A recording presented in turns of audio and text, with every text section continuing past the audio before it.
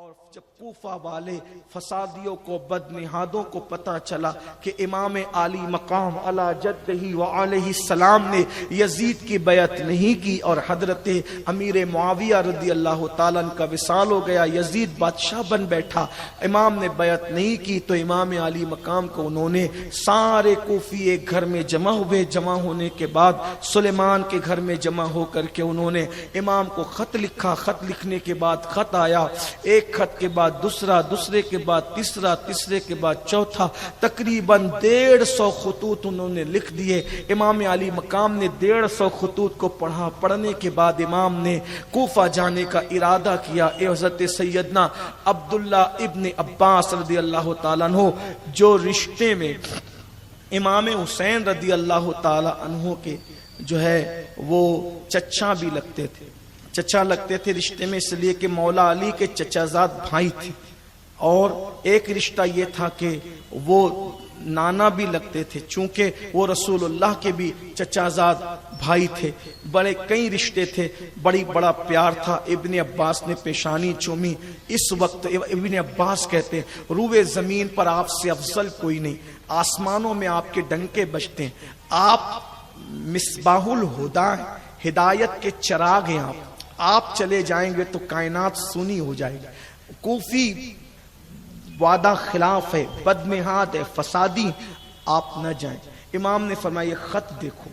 وہ کہتے ہیں کہ اگر آپ نہ آئیں اور ہم نے یزید کی بیعت کر لی تو قیامت میں ہم آپ کے نانا کو شکایت کریں گے، آپ کے اللہ کو شکایت کریں گے کہ ہم تو کسی فاسق و فاجر کے ہاتھ میں ہاتھ دینا نہ چاہتے تھے، لیکن یا رسول اللہ آپ کے نواسے کو جان بڑی پیاری تھی، میں کیا کروں، میں دین بچانے کے لیے جانا چاہتا ہوں۔ حضرت ابن عباس نے اور دیگر بزرگوں نے مشورہ دیا، آپ کے ابا کو کس نے شہید کیا؟ کوفہ والوں۔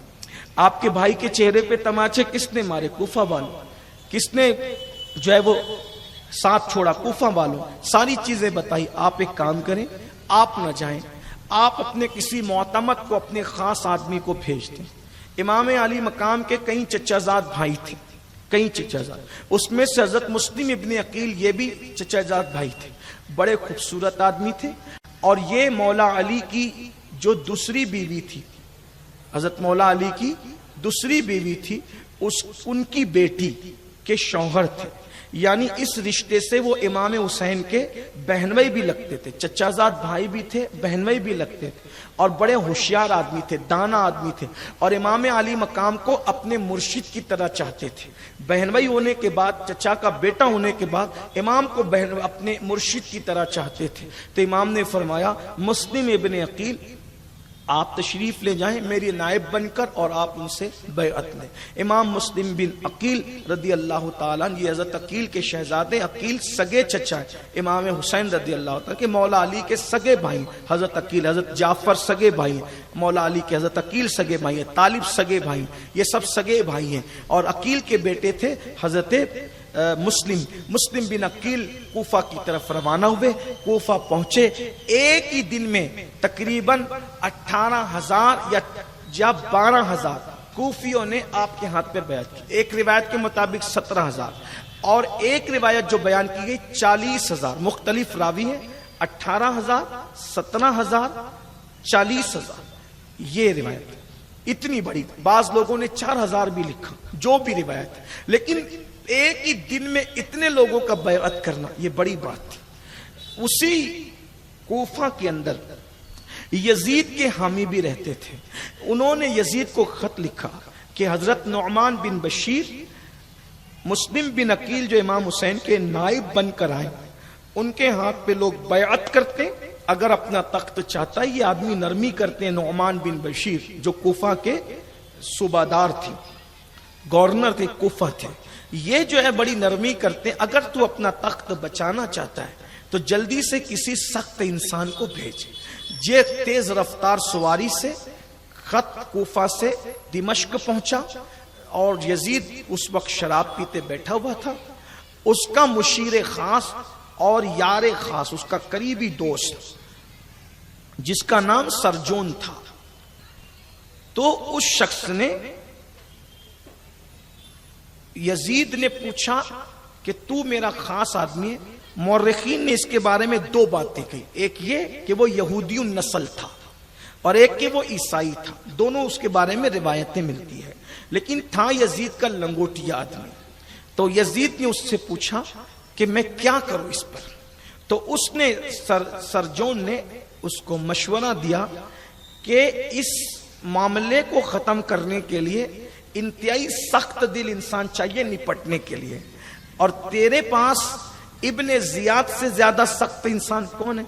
اس لیے کہ یہ بات میں آپ کو بتاؤں، کسی طرف کوئی اشارہ کرنے کی، صرف آپ کو تجربے کے لیے، آپ پڑھو گے علماء کو، صوفیاء کو، اللہ والوں کو، تو پتہ چلے گا ظالم جو لوگ ہوتے ہیں، سخت جو لوگ ہوتے ہیں، ایسے زبردستی نہیں ہو جاتے، اوپر بڑی گڑبڑیں ہوتی ہے تب کوئی ظالم پیدا ہوتا، ظالم ایسے ہی پیدا نہیں ہوتے۔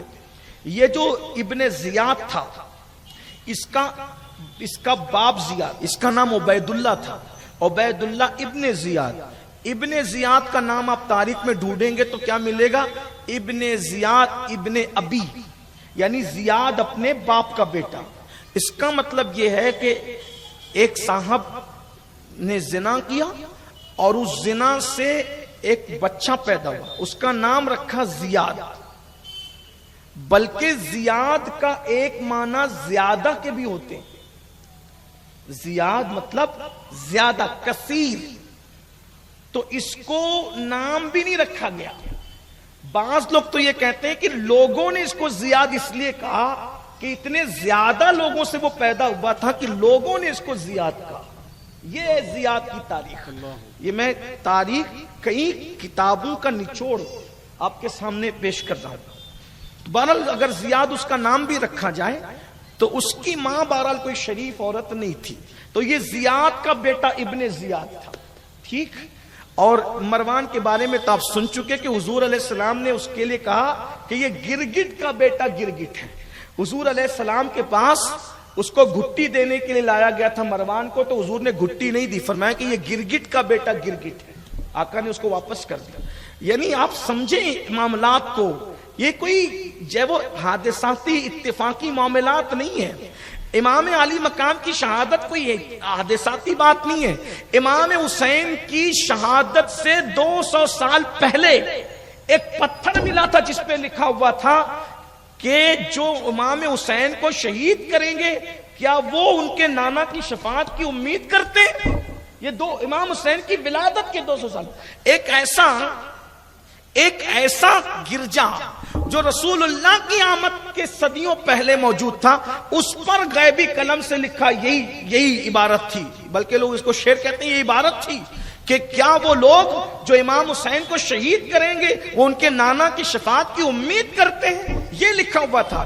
یعنی شہادت امام حسین بڑی کثرت سے بیان ہوئی ہے۔ امام حسین کی ولادت سے پہلے، رسول اللہ کی ولادت سے پہلے بھی اس کے چرچے تھے۔ یہ کوئی حادثاتی اتفاقی واقعہ نہیں ہے کہ لوگ جو ہے وہ اس کو یوں ہی بھول جائیں۔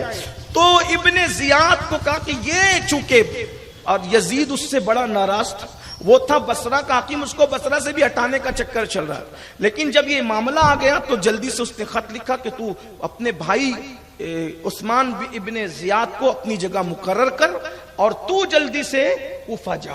اور وہ کوفہ گیا۔ اب زیاد کی ابن زیاد کی ماں مرجانہ، وہ بھی الگ میٹر ہے۔ ابھی میں ان کی ماؤں کو ہی پڑھنے لگوں گا تو بالکل عنوان ہی ختم ہوتا ہے۔ یہی تو بات ہے، اسی لیے کہتا ہوں اپنی ماؤں کے لیے دعائے رحمت کرو کہ اللہ تعالیٰ نے ہمیں دشمن اہل بیت نہیں بنایا، ہمیں اہل بیت کا بے لوث غلام بنایا ہے۔ یہ خون کی شرافت ہے، یہ دودھ کی نجابت ہے تمہاری ماؤں کی، ہماری ماؤں کی، یہ برکتیں ہیں الحمدللہ۔ اور اللہ تعالیٰ ہماری نسلوں کو نبی اور آل نبی کا وفادار رکھے۔ تو کہا کہ ابن زیاد کو بھیجو۔ ابن زیاد حلیہ بدل کر کے کوفہ میں داخل ہوا۔ ابن زیاد جب حلیہ بدل کر کوفہ میں داخل ہوا تو وہ سیدھا گورنر ہاؤس گیا اور اس نے اعلان کر دیا کہ جو بھی مسلم بن عقیل کو اپنے یہاں پناہ دے گا میں اس کو قتل کر دوں گا۔ اس وقت حضرت مسلم بن عقیل عبید اللہ ابن مختار اس کے گھر میں تھے، ٹھیک، اس وقت تھا۔ ابھی عبیداللہ ابن مختار کا ذکر بھی کہیں آگے آئے گا. کچھ لوگوں کو یہ جناب بھی بڑے پیارے ہیں لیکن وہ آگے ذکر آئے گا. تو حالانکہ اس نے بدلہ وغیرہ لیا ہے,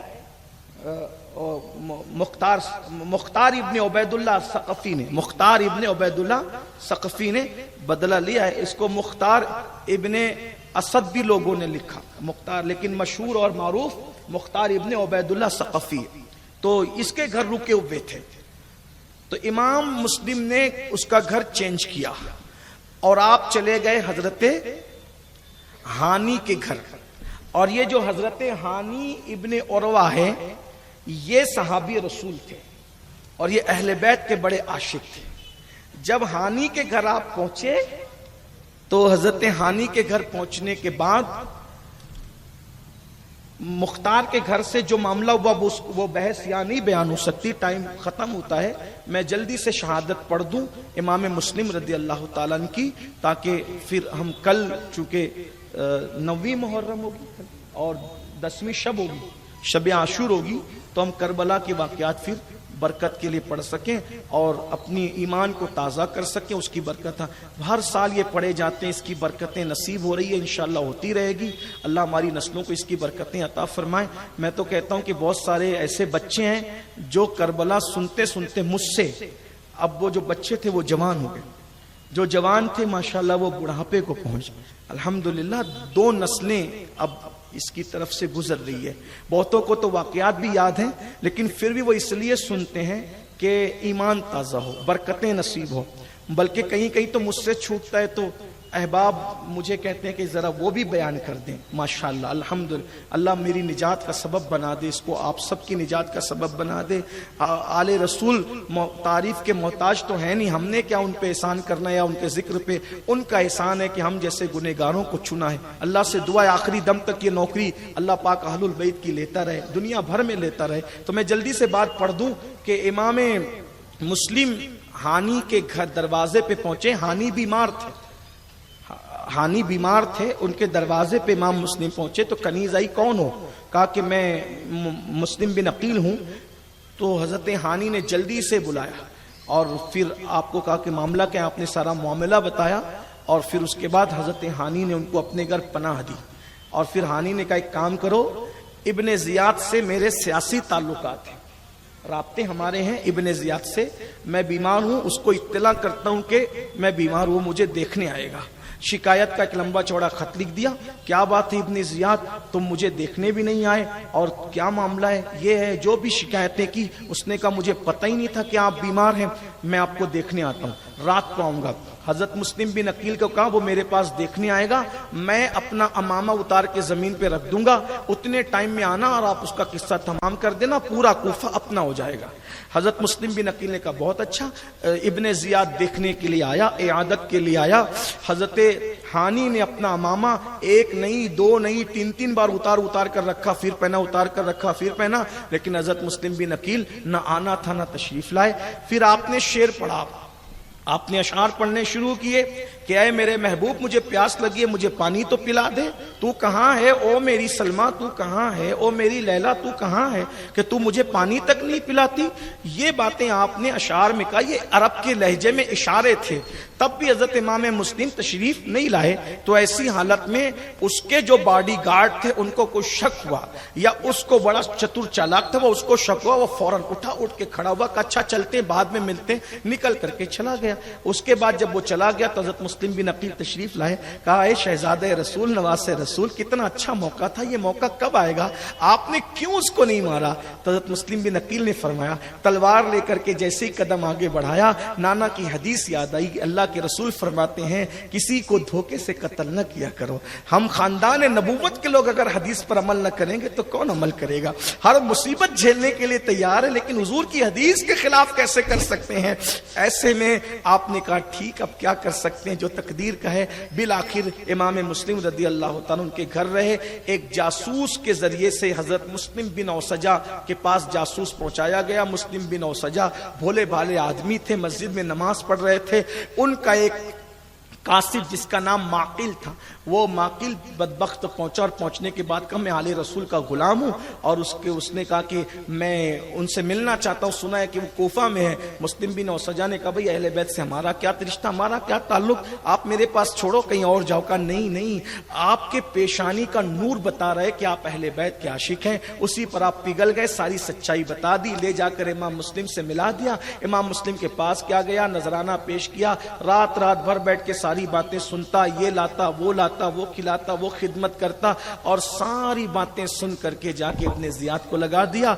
इब्ने जियाद ने हजरत हानी को बुलाया, जब बुलावा किया हानी तशरीफ ले गए, तो कहा सलाम का जवाब तक न दिया, मुंह फेर लिया। हानी ने कहा कि क्या है, तो कहा अच्छा आप पूछते हो क्या है, मुस्लिम को अपने घर छुपा रखा है और कहते हो क्या है, कहा नहीं तो ऐसी कोई बात नहीं। तब उसने माकिल को आवाज दी, वो आया बदबख्त, जब सामने आया इसको पहचानते हो, हाँ पहचानता हूं। बाद में हजरत हानी को उसने जो है वो कहा कि मेरे हवाले कर दूं।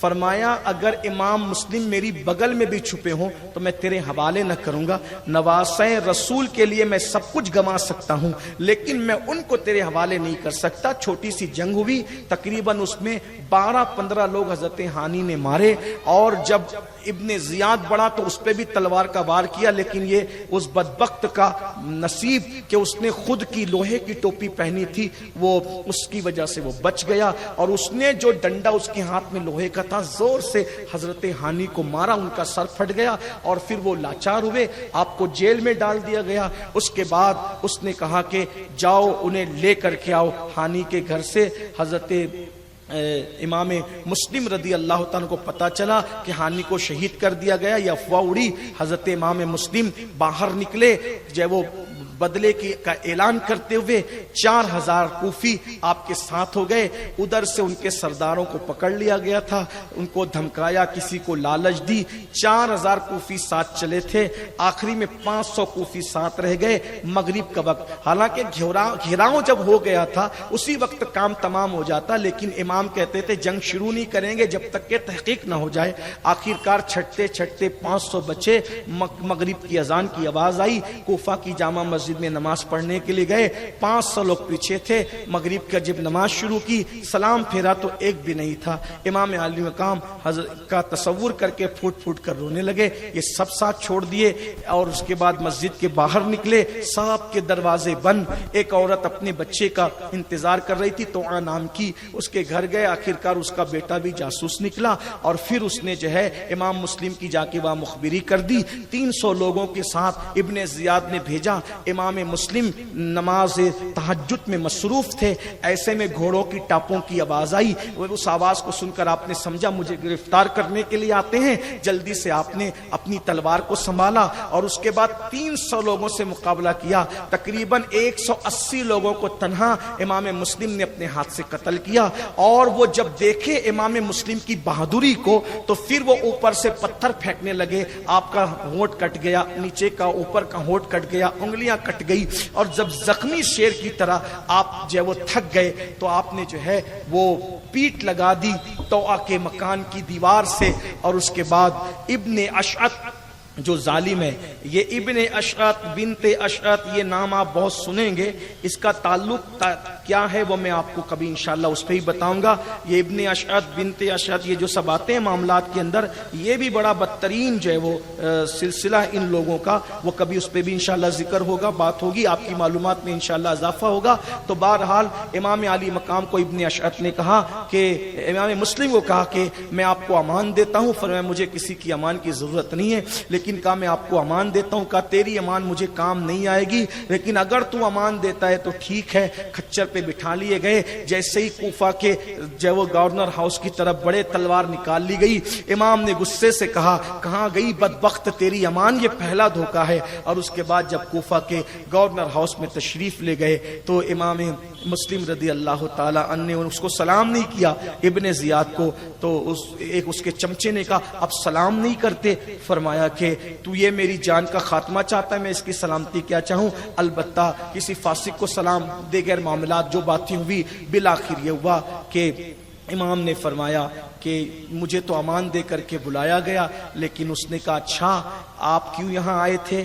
امام مسلم نے فرمایا کہ یہاں کے لوگوں نے ہمیں خط لکھے تھے، اب انہوں نے جو ہے وہ وعدہ توڑ دیا، وعدہ خلافی کر دی۔ اس نے کہا میں تمہیں قتل کروں گا۔ فرمایا ٹھیک ہے، میں تو جانتا تھا کہ تو مجھے قتل کرے گا، لیکن اس سے پہلے میری وصیت مجھے کرنا ہے، وصیت کرنے دو۔ پورے مجمع پر آپ نے نظر ڈالی تو عمر بن سعد اس بدبخت کو دیکھا تو کہا کہ میں تجھے کچھ وصیت کرنا چاہتا ہوں، کہ میں کچھ سننا نہیں چاہتا۔ بالآخر یہ ہوا کہ ابن زیاد نے کہا کہہ رہا ہے تو سن لے، یہ تیری رشتہ داری ان سے ہوتی ہے، سعد بن ابی وقاص، کیونکہ اس کے والد تھے سعد بن ابی وقاص۔ تو عمر سعد سے کہا کہ کچھ سن لے۔ وہ آیا اور آنے کے بعد کہا 3 وصیتیں ہیں، 700 مجھ پہ قرضہ ہے وہ ادا کر دینا، اور میرا جنازہ پڑھ کے مجھے دفن کر دینا، اور امام حسین کے پاس کوئی آدمی بھیج دینا، کیونکہ وہ میرے خط کو پڑھ کر کے واپس نکل چکے ہوں گے، ان کو منع کر دینا کہ وہ نہ آئے۔ بالآخر یہ تینوں اپنے وصیت کی، اور وصیت کرنے کے بعد اس نے تینوں وصیتیں بتا دی۔ تو ابن زیاد ہنس کے کہنے لگا کوئی کسی خیانت کرنے والے کو بھی امانت دیتا ہے؟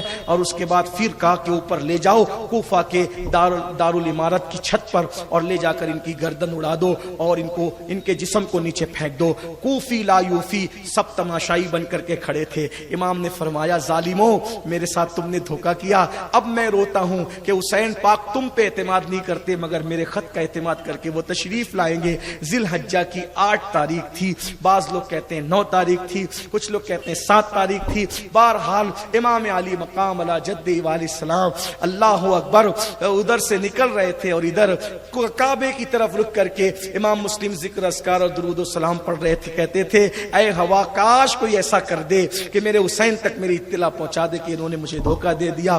آخرکار کلمہ شریف پڑھتے ہوئے، درود شریف پڑھتے ہوئے امام مسلم کی گردن اڑا دی گئی، اور آپ کے جسم اطہر کو کوفہ کے دارالعمارت سے نیچے پھینک دیا گیا، اور آپ کی ہڈیاں چکنا چور ہو گئی، سر یزید کی طرف روانہ کر دیا گیا۔